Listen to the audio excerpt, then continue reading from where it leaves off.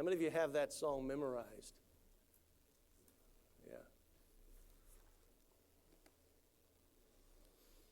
Most of us, because, we use those song books before we learned to read.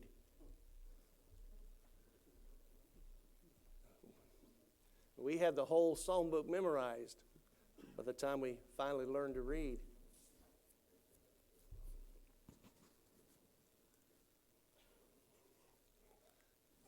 There's a lot of good stuff in those old songs. I mentioned to you that we have a lot of things happening in February. There's a significant thing that comes along in February. That's the most significant thing. Although my day is getting crowded, people are crowding in on my day. We have 4 or 5 now in the church that share that day with me. And I no longer get exclusive treatment, but it's a good thing. But there's one other thing that happens, and it's not Jeff Tucker's birthday either. My brother Jerry's. When's your birthday?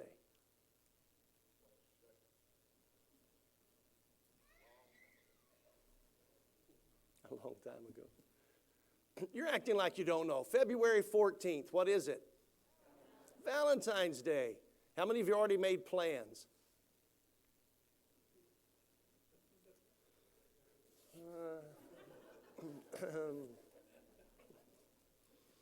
Valentine's Day. There are a lot of stories in the Bible, and there's one of the ones that is interesting.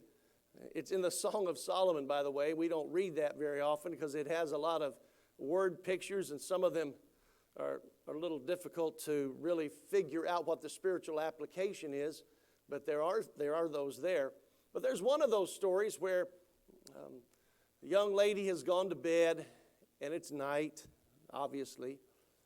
And back then, the way they had things arranged, there was a hole beside the door that if they were available for guests or for people to come inside, they could stick their hand in that hole, and there would be a string or a latch of some sort that they could flip, and it would allow them access into the house. Because remember, back then, hospitality was an important part of a civilized group, because travelers and people that needed help.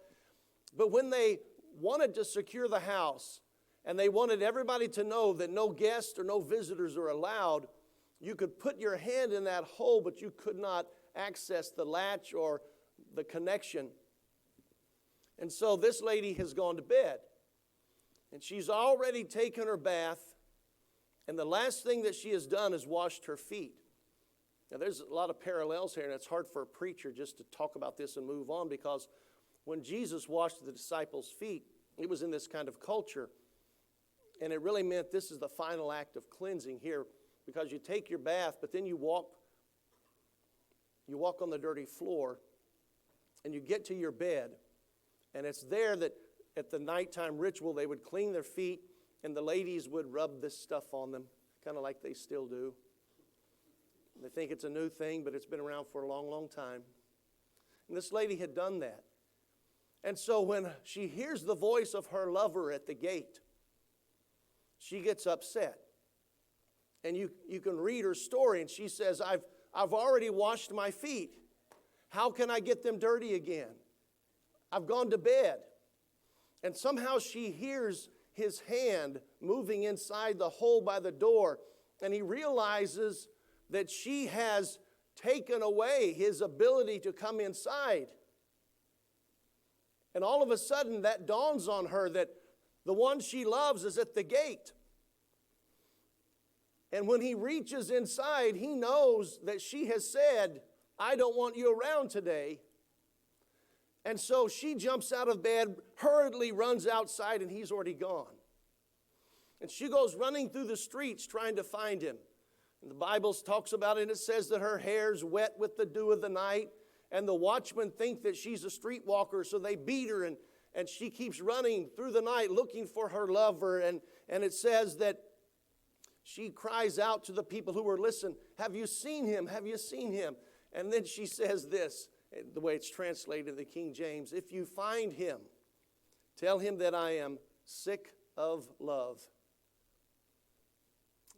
I won't ask you to raise your hand if you're sick of love today.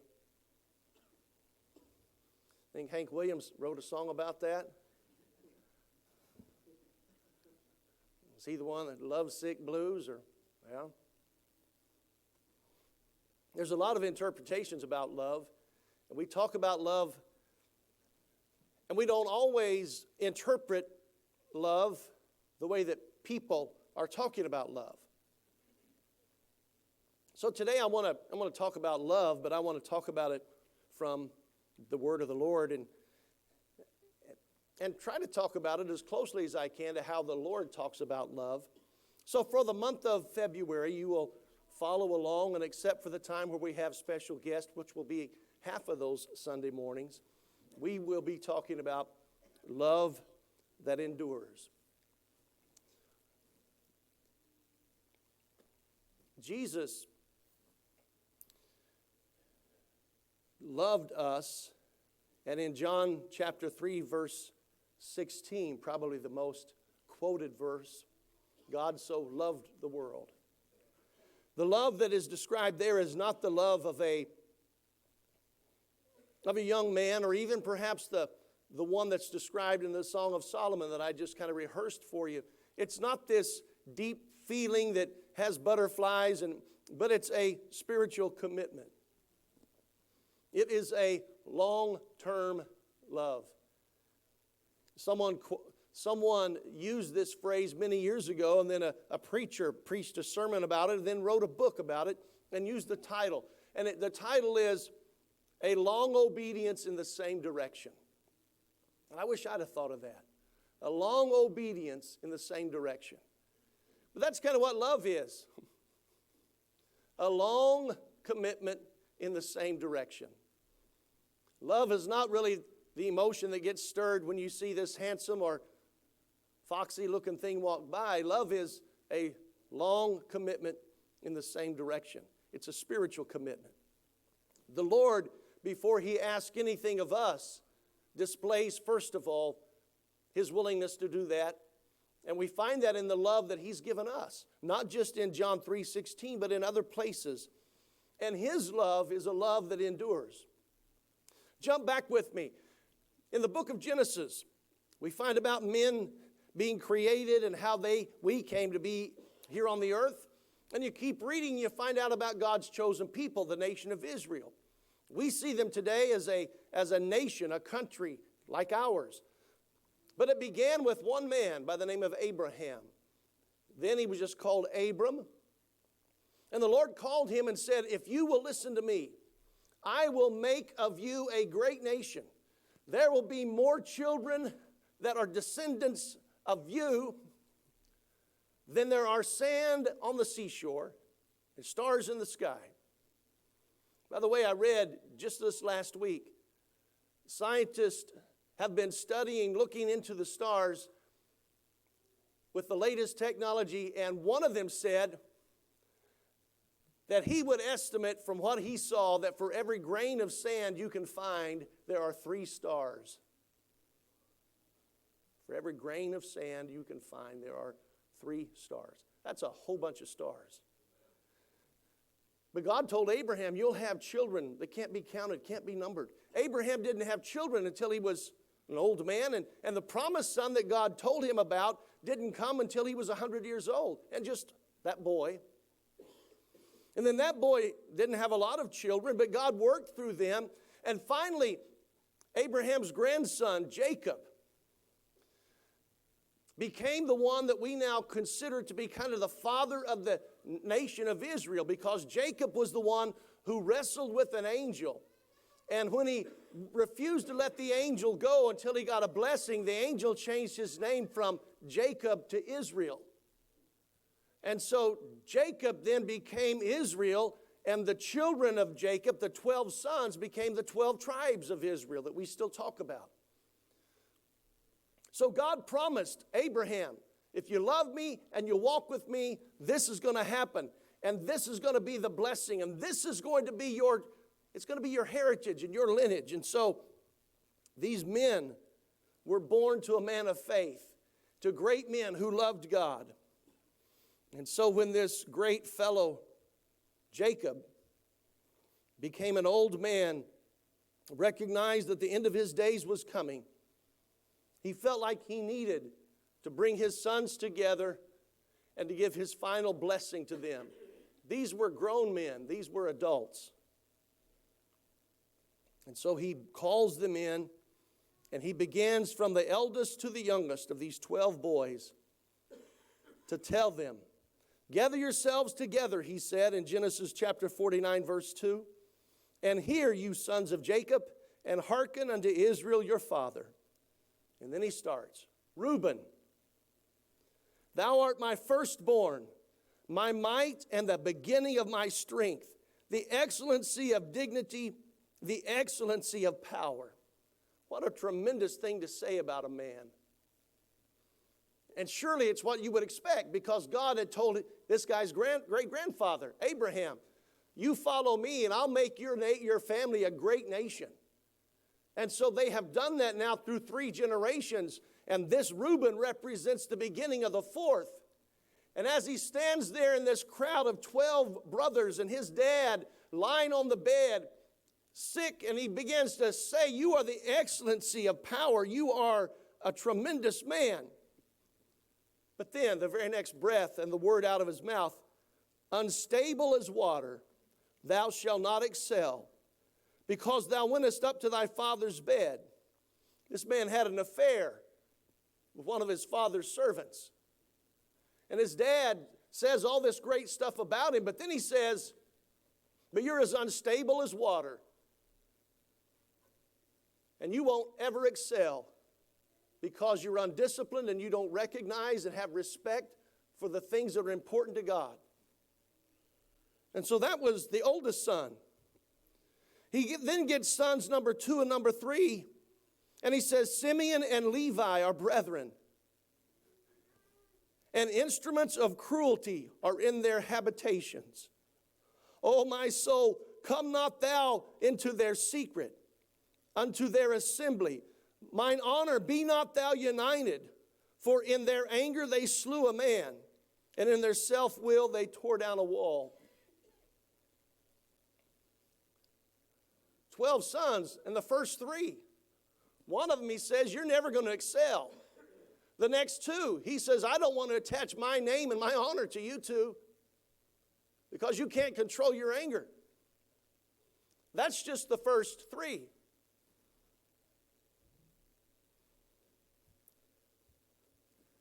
The 4th one, his name is Judah. You all heard about Judah? Who is the Lion of the tribe of Judah? Jesus came from the tribe of Judah. Let me read to you a little bit about Judah from Genesis chapter 38. It came to pass at that time, Judah went down from his brethren, and he found this lady, and he married her. And so they had a son, and his name was She had another son, and his name was Onan. She had another son. So he's got 3 sons. And now these sons are old. And verse 6 says that Judah went out and he found a wife for his oldest son.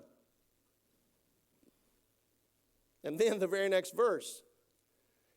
And Judah's firstborn was wicked in the sight of the Lord, and the Lord killed him. This is a great start to Abraham's family, isn't it? Abraham, you follow me, I'll make your nation so large that people won't be able to count them. All of this land's going to be yours, and I am going to bless the world through you. And so the tribe of Levi, you know, the ones that were chosen to minister, later on, they would be the ministers in the temple. They would be the ones dedicated to serve, and they would be the only ones allowed to touch certain instruments and to minister with certain activities inside the tabernacle and the temple. They would be the only ones authorized to eat of certain portions of the meat that had been sacrificed for a specific purpose. Matter of fact, the sacrifice that the Israelites brought if the Levites did not eat it, their sacrifice was incomplete. And Mr. Levi himself, his dad said, I don't want my name attached to yours. Because you're a hot-headed guy, and you and your brother get together and you'll kill people. And then Judah means praise and worship. And Judah's two oldest sons, God killed both of them. Now, I've seen some pretty mean kids in my life, and I've been around some aggravating and awful men. And I've told you about a couple of those occasions. Got a letter from a guy one time, told me as soon as he got out of prison, he was coming to kill me. And the thing is, he was getting out in about a week. As far as I know, that man's still alive. And I wanted, God, you killed those two guys, you're going to let this one live? Love endures. Love endures. If all love was this little ooey-gooey feeling that bounced around in your heart and in your stomach and in your innards that you couldn't control, that it just bounced in there when she walked by, or it just, boom, came when you saw him, if that's all love was, the Lord would have given up on these people a long, long time ago. You see it demonstrated again when now this nation, about 500 years later, is over 1 million people strong. And Moses goes into Egypt to lead them out of slavery. And time after time after time, they complain and gripe about what God's doing for them. They don't like the miraculous provision of the Lord. And at one point the Lord says, Moses, just get out of my way and I'll kill every one of them. And it was really more of a test for Moses than it was about God, because Moses needed to understand who he was and needed to know about his own ministry and his own commitment and his own faith. And he stood up and said, no, Lord, because if that happens, people are going to talk bad about you. Aren't you glad that you and I serve a God who is a God of love? And aren't you glad that you serve a God who does not change his mind just because there's some bad behavior? Now, I'm not standing here today telling you all you can go out and kill people and that you can have women that you're not supposed to have and vice versa, and that God's going to be okay with that, because we can see God wasn't okay with that. But what we can see is that God kept his word despite the men who ignored his covenant and who rejected his love and who did not walk in his ways. He was still honorable to what he promised Abraham. He still was faithful to what he promised Isaac. He was still faithful to what he promised Jacob. And today a nation of Israel exists, even though there have been times all the way down through history where there have been attempts to slaughter them and to wipe them out. Yet they remain. And they will always remain, because God told Abraham, I will make of you a mighty nation. God's love endures. And God's love is not regulated by that uncontrolled emotion, but God's love is an endless commitment, a long commitment in the same direction. And I tell you here today, though we're far removed from Abraham and Isaac, and that's not part of our family heritage from just this natural sense, you and I are just as close to the God that promised that to them as they were.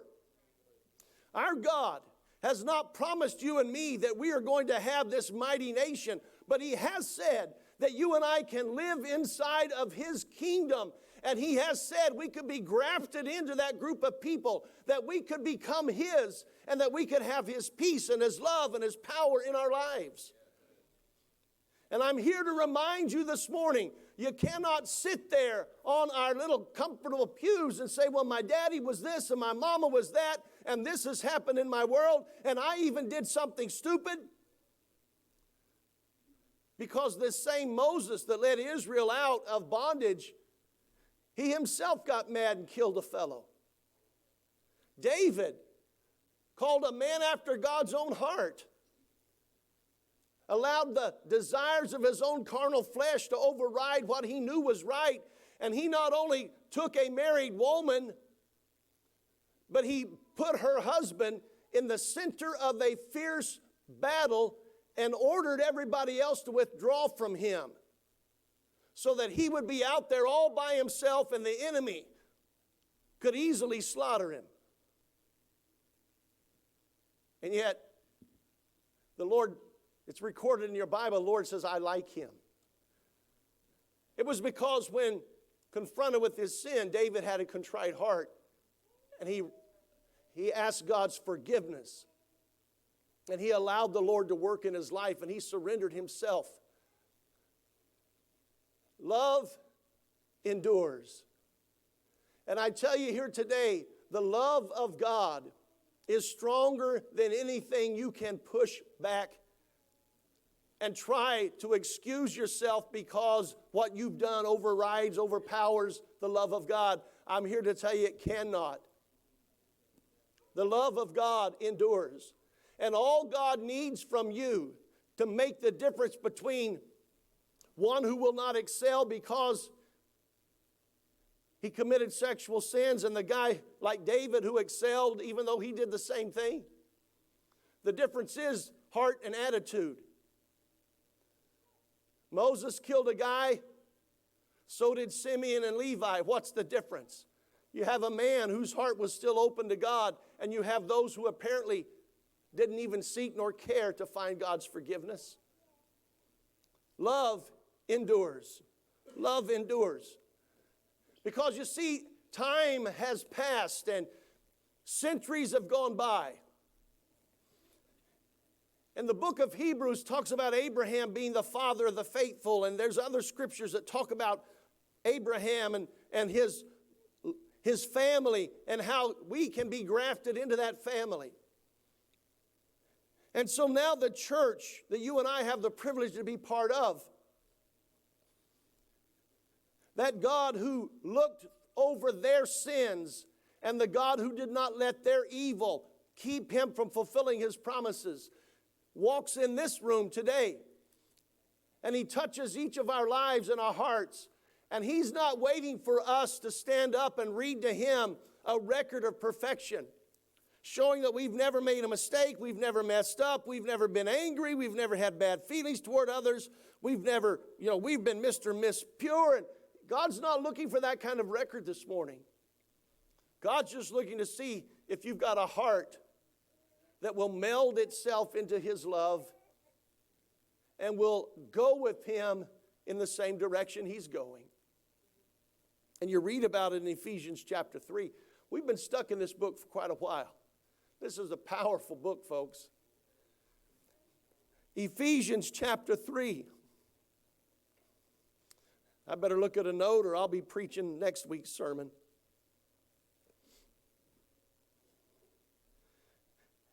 Chapter 3, verse number 14. For this cause, the apostle says, I bow my knees unto the Father of our Lord Jesus Christ, of whom the whole family in heaven and earth is named, that he would grant you, according to the riches of his glory, to be strengthened with might by his Spirit in the inner man, that Christ may dwell in your hearts by faith, that ye, being rooted and grounded in love, everybody say love, may be able to comprehend with all saints what is the breadth and length and depth and height, and to know the love of Christ, which passeth knowledge, that ye might be filled with all the fullness of God. Now that sounds really nice, and it's a good little read, but when you stop and take this thing apart, the Lord is saying, if you be grounded in love, this love that endures, the same love that God had for Abram and all of his descendants, that even though people like Judah messed up and people like Levi messed up, you find their sons and their daughters directly involved in the very center of the work of God, and even Jesus himself being born into the family of Judah. because his love that endures didn't melt away because somebody alongside got upset, or somebody didn't love him, or somebody didn't care, or somebody didn't want to go along. Those who did find themselves in the midst of the love of God. And he says here, if you're rooted in that faith and in that love, he says, Christ will dwell in your hearts, and you can comprehend with all saints what is the breadth and length, depth and height, and to know the love of Christ which passeth knowledge. That word passeth, kind of by definition, it means thrown beyond the mark. It passes knowledge. What you think in your head and what you know about God, and what your mind and your brain tells you as you both read God's Word and as you live and experience God, there is still more beyond that mark that God's love and God's Spirit wants you to know about Him. But you can only know that if you keep on enduring in that same direction with God. It's that love, it's that commitment, it's that spiritual commitment that says, I will be faithful to God and I will walk with Him. And that action is what stirs up the feeling. But he's not quite finished. He says that you might be filled with all the fullness of God. With all the fullness of God. Brothers and sisters, the Lord wants to do things in your life, and He wants you to experience Him in ways that your mind cannot always explain nor comprehend. And it's difficult for me to find good illustrations here, because I'm limited by the same mind and mental capacity that you have. My limitations may shrink quite a bit below yours, but nevertheless, being human, our mind and our mental ability only takes us so far. And there's something significant about walking in the love of Christ and following after Him and refusing to quit and refusing to die and lay down or chase other things, refusing to allow our own passions push us down other roads. But instead we focus our life on what we know and what we experience. And it leads us to a place that goes beyond what we know and experience to the fullness of God in our lives. I have no desire to go to India. Brother Steve, you're the best illustration I got this morning, so I'm going to use that and you'll have 18 days to recover. I don't want to go to India. Nothing about India attracts me. And if you had asked Brother Steve that 15 years ago, he may have said the same thing. But there's something about the love and the knowledge of God that takes you beyond the mark that your mind can comprehend. When there are a lot of preachers that pastor churches and have gone to seminary and know the Bible and all, and they're not involved as deeply or successfully in the work in India as an accountant is. And in your mind you try to process, why is God doing this and why isn't God doing that? And why is God using this one and God's not using that one? And they've got all that training and it's just going to waste because God's using one over here that's untrained. And all the while God's saying, I want to show my fullness to you.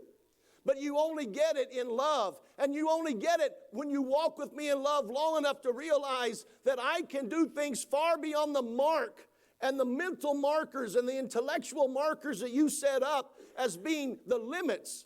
Because my love is not limited by what you know or what you think or what you've learned. And this may sound foreign to you this morning, but that's why I went all the way back to Abraham's story. And I showed you how at the very beginning, Abraham himself struggled and how his grandsons struggled and how these men of whom the nation of Israel is now named, those 12 tribes, the fathers of those, the first 4 failed all the way completely. And their dad didn't even give them a passing grade. And yet the nation excels, and Jesus himself was born in one of those lines, and he chose another one of those four to be his ministers and servants. And David was not even recognized by his father or son or his brothers, and yet rose to prominence in God's plan and in God's place. David should not have been king. It should have been Jonathan, Saul's son. David had no place. But look where he wound up. What I'm simply telling you today is that love endures. And if you and I will connect with the unending love of Jesus Christ and will allow him to work in our lives, and will not get upset because things don't turn around in 3 days, or not get upset because other folks don't approve, but we will just simply keep walking with him. I am telling you, you will find that relationship with God that your soul desires, and you will find a love that is grounded in truth and faith, and that will extend far beyond what you imagine in your heart and in your mind right now is possible for you. And you will experience the fullness of God in your own life. There's a song that's popular right now, Christian song, and it's highly debated because it used the term reckless love for God's love. And people define reckless in different ways. And some of them talk about how the reckless love in the song is talking about how God doesn't hold back, that God just tosses love out. The definition of reckless really means acting without any consideration of consequences of that action. I'm not telling you not to listen to the song. I just want you to know that God understands the power of his love. And that God knows what happens when you respond to his love. And that God is love. So God can't help but to toss his love in every direction because that's who he is. That's his nature. And you and I may interpret recklessness in different ways, but I'm telling you here today, God knows exactly what he's doing in your life and in your heart. God's love that you feel drawn to today is not a reckless act from God. He knows exactly what your heart needs. And despite there being 7 billion people on this planet, he has specifically designed something to touch your heart and to tug at the emotions of your spirit. And he's letting you know today that there is nothing that will keep him from letting his love satisfy every part of your life if you will simply allow it to come in. The one who needs to be reckless with love is us. You and me. Because while God knows everything and he knows what his love's going to do and he knows the power, I really don't know what's going to happen with my love. We're raising children, talking about us collectively, and we're doing our best to teach them right, but we don't know what really is going to happen down the road somewhere.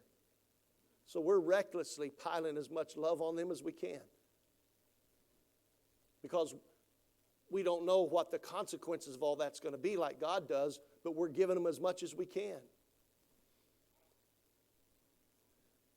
So I encourage you to rewrite that song about the reckless love of God that he bestows upon us. And I challenge you to be reckless with your love to God. But Lord, I don't know where my life's headed.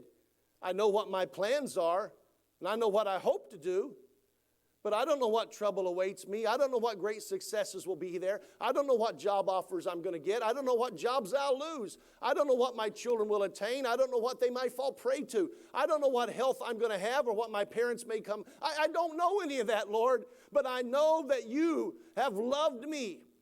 And I know that if I just cast my love on you and I wholeheartedly give you everything in my life, that but I know it will connect with that enduring love of yours. And the love that passed from Abram all the way down to Isaac and Jacob and those 12 boys that were a bunch of heathen, all the way down through the nation of Israel that kicked back at you, that didn't appreciate your miracles. But yet here they stand thousands of years later, still a nation blessed by God, looking forward to what the prophet said they will receive.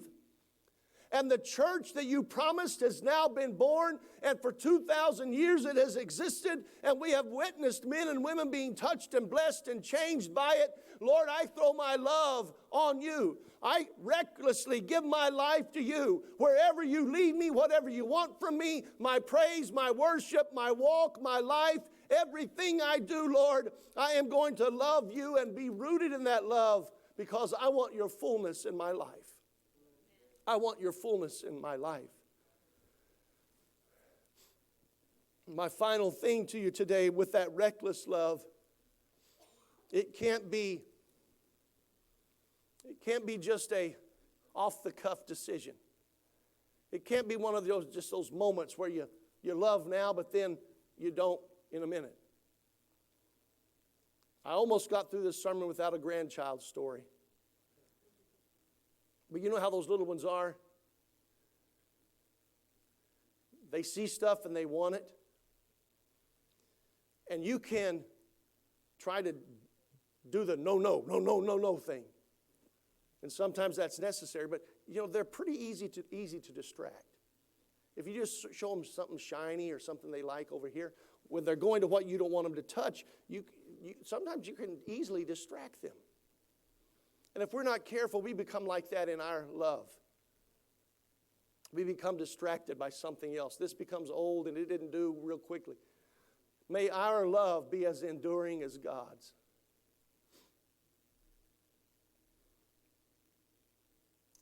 The problem with that is that we sometimes feel guilty because of what we've done.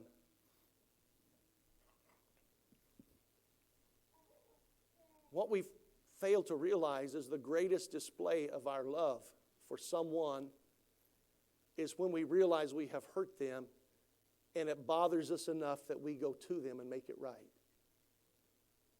That's the greatest display of love. If I hurt your feelings because of some quick action or some unthoughtful word, or I deliberately did something that I knew was going to harm you, I can just tell myself, a few months it'll be done. They'll forget about it. We'll move on. No, those hurts stay. What fixes them is when love compels me to go back and say, look, I know I did this, and I'm so sorry I did it to you. I know it hurt you. Please forgive me. So if that works, and that is the display of love that we expect, how can it not work for God who made us? And so instead of beating ourselves up every time we mess up and hiding from the love of God like Adam and Eve did, instead let's go back to Him and say, Lord, I messed up here. I messed up here, but your love is important to me more than this, so please forgive me. So this morning as you stand with me, it's not just the endless love of God that I want you to focus on, that endures and forgives. But it's our own commitment to have a love that endures. 1 Corinthians chapter 13, the love chapter, says love is patient.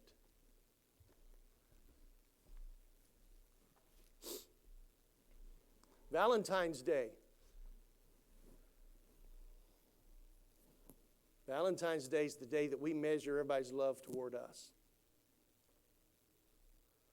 What's she going to get me? Is that it? One little box of candy on sale. That's what she got me.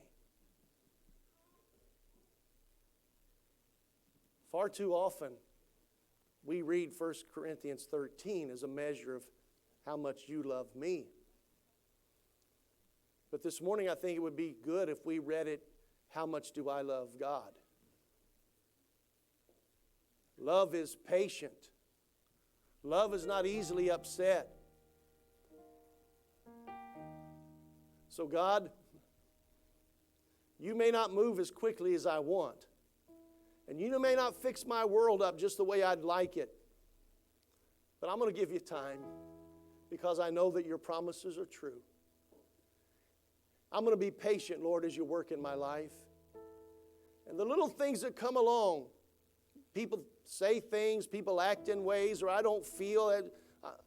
Love's not easily messed up or upset, so I'm not going to get upset, Lord. My love's going to endure. This is a long commitment in the same direction. And I'm going to trust you. Even when I don't feel it, He's working. Even when I don't see it, He's working. And you've proven it in your word, and you've proven it in my life before, so I'm just going to keep that commitment strong. So today, before you leave, I invite you to join me around the front and enjoy God's love, but make a renewed commitment this month of November, this Valentine's month. The Lord, my love's going to endure. Mine's going to be one of those loves that's not hit or miss, not motivated by how I feel or how I don't feel at the moment, but instead, my love will endure. However you want to put that into your own words, as we sing a song, I encourage you. Coming to the front is always a good thing. Doesn't mean anybody's sinned or they're bad. It just means, Lord, I'm coming down for just a little more communion between you and me. Just a little time to remind you and to remind myself of how important this is. I encourage you to do that here today because the one who's already proven his enduring love for us is just waiting for us to respond. And whatever we desire, if we will let our love endure, I'm telling you here today, it's on its way. It's on its way. In Jesus' name.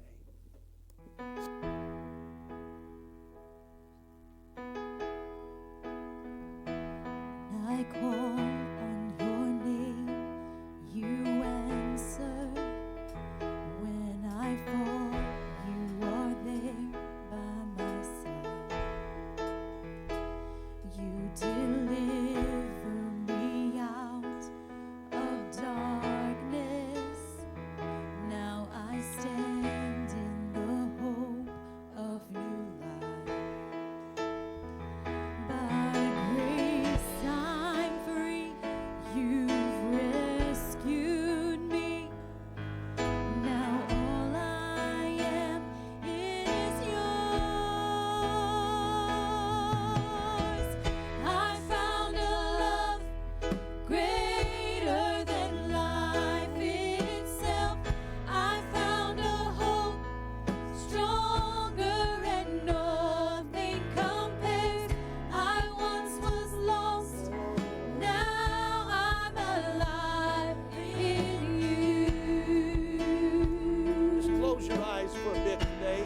Let that love move into your heart and spirit. Feel God's love reaching to you here. Greater than life Can you feel that itself. reassurance I today? found a hope He is close. stronger Thank you, and Jesus. nothing Thank you, compares. Jesus. I once was lost, but now I'm alive in you. You feel like that love's been damaged, just a few moments in His presence. Lord, forgive me, is all it's going to take. You'll find that that enduring love will endure through your mistakes just as much as it did through others. Trust Him today. Trust that love in Jesus' When name. I fall,